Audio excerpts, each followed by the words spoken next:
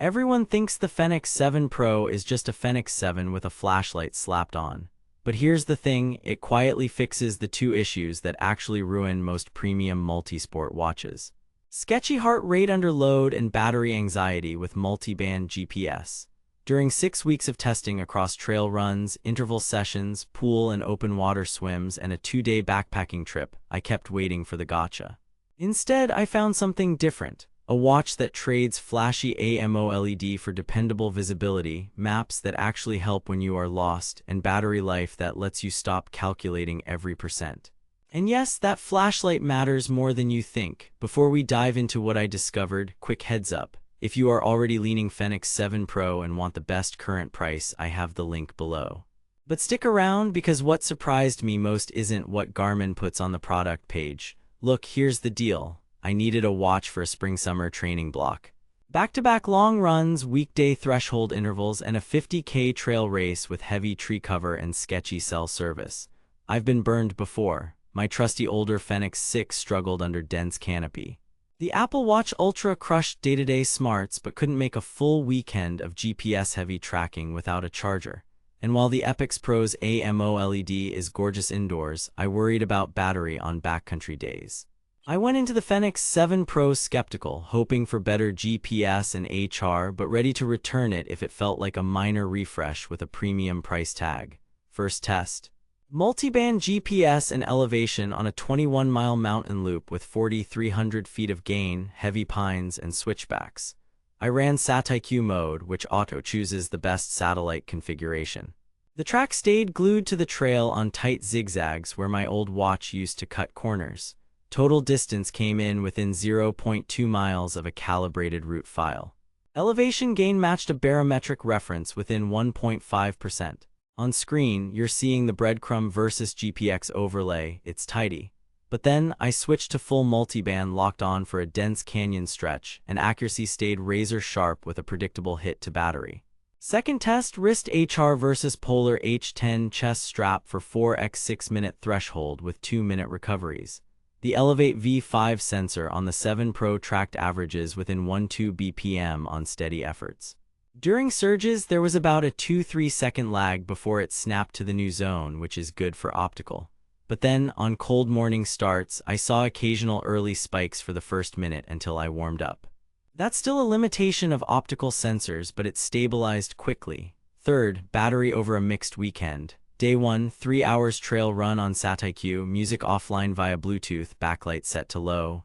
Day 2, 2.5-hour ride plus a 45-minute open water swim. I started at 100%, ended at 63%.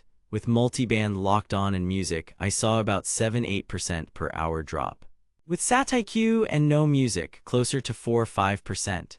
Under midday sun, the solar ring added a trickle, about 3-4% reclaimed over a long, bright ride according to the solar widget. It's not magic, but it does extend you enough to matter on long days. Fourth, maps, navigation, and that flashlight.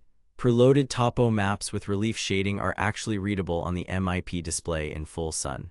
Route guidance with turn prompts kept me off a wrong spur during a foggy ridge section. Pan and zoom are not as snappy as Epix, but completely usable. The flashlight, I laughed at it until I needed it. Pre-dawn trailhead packing, digging through a dark bag, quick campsite checks, or being seen on a road shoulder at dusk, it's genuinely useful. At night you can set strobe or red for preserving night vision. Small feature, big real-world value. Swim test, pool laps were counted correctly for me, including kick sets with the right pool length configured. Wrist HR in the pool is still so-so during hard sets. That's normal, but open water GPS tracks were clean, with minimal zigzag when my strokes smoothed out. Runners and triathletes will appreciate the training readiness score now living on wrist, plus hill score and endurance score for longer blocks. Just remember, if you have a bad sleep or a heavy day, the readiness score can feel harsher than your motivation. Use it as a guide, not gospel. Here's where it gets interesting.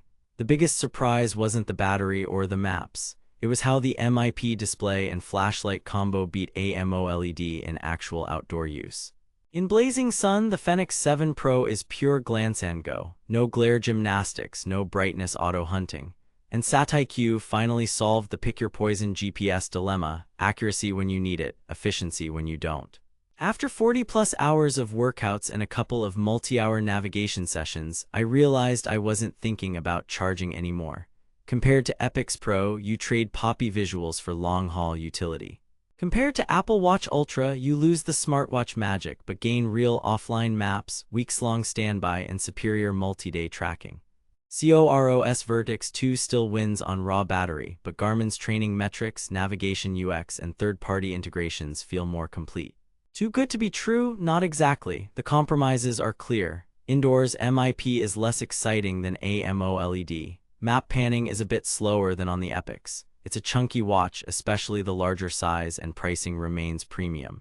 But with the 7 Pro, more sizes get the flashlight, the heart rate is trustworthy enough to ditch the chest strap for most runs, and SatIQ makes multiband a set-and-forget feature instead of a battery penalty you manually babysit. Now that you know the real win is dependable accuracy and battery you can stop thinking about, you'll want to grab it before seasonal price bumps or low inventory hit ahead of race season. Check the link in the description for the best current price and any bundle deals on bands or maps. Bottom line, the Garmin Fenix 7 Pro is the outdoor athlete's workhorse. If you trail run, hike, bike, or go multi-day and value visibility, mapping, and battery over screen flash, this is the pick. If you mostly train indoors or want a vibrant, smartwatch-like experience, the Epix Pro or Apple Watch Ultra will make you happier. Already on a Fenix 7 Non-Pro, only upgrade if you want the flashlight, the improved HR, and longer multi-band life. For everyone else who measures their weeks in miles, not charge cycles, the Fenix 7 Pro is the rare upgrade that actually makes your training simpler. Set it, trust it, go.